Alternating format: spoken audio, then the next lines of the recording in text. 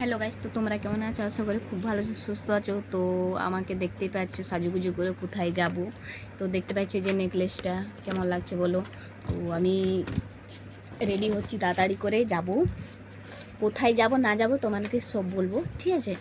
তোমরা অপেক্ষা করতে থাকো, রেডি হচ্ছি। এইটা আমার ফাইনাল লুক, দেখো আমাকে কেমন লাগছে অবশ্যই কমেন্টে জানাবে। তো আমরা বেরিয়ে পড়েছি, যাব। তোমাদেরকে বলে দিই আমি কোথায় যাব। তো আমার বাপের বাড়ি যাব, কিছুক্ষণের জন্য যাব। তো ওখান থেকে এসে আমরা বাড়ি ফিরবো, ঠিক আছে? পুরো ভিডিওটা দেখতে থাকো, বুঝতে পারবে। তো রাস্তায় আছি, তো বাজারে ঢুকবো। তো ফাইনালি আমরা বাজার চলে এসেছি। বাজার বলতে ফলের বাজার। এখানে দেখো ফল কিছু নিয়ে নেবো, মানে বাপের বাড়ির জন্য কিছু ফল নেব। যে ডাব খাচ্ছে ছেলে মেয়ে। দিনকাল পড়েছে, তো আমরা বিপদের মধ্যেই পড়েছিলাম। পুরো ভিডিওটা দেখতে থাকো, তাহলে বুঝতে পারবে কী বিপদে পড়েছিলাম। তারপর আমরা 1 কিলোর মতন আম নিয়ে নিলাম। তারপর চলে এলাম মিষ্টি দোকানে। যা যা গরম পড়েছে, আমার পুরো খারাপ হয়েছে। আমার স্কিনটা দেখো পুরো খারাপ। তো বড়বাবু ওই পাশে মিষ্টি নিচ্ছে, আমি আইসক্রিম খাচ্ছি। আমাকে আইসক্রিম কিনে দিল। শেষ আইসক্রিম খাওয়া, আর মনে হচ্ছে আর আইসক্রিম খেতে পাবো না। তো কেন এই কথাটা বললাম তোমাদেরকে বলছি। তো দেখো আমাদেরকে বিপজ্জনক, মানে যেখানে বাঘের ভয় সেখানে সন্ধ্যা হয়। মামা আগের দিয়ে পড়েছে, মানে পুলিশ মামা।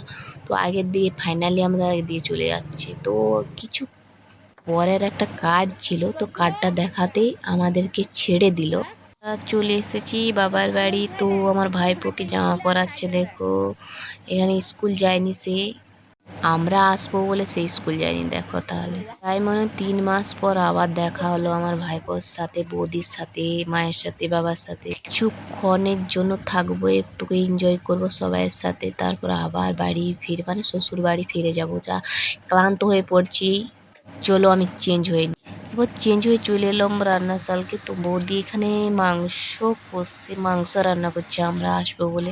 এখানে দেখো আমি তারপর কড়া নাড়ছি, মানে মাংসটা দেখছি কেমন টেস্ট হয়েছে। তো এত গরমের মধ্যে বৌদি বলছি একটুকু রান্না করো। না না না, বৌদি বলিনি, আমি নিজে ইচ্ছাই বলে বসেছি, রান্না করছি।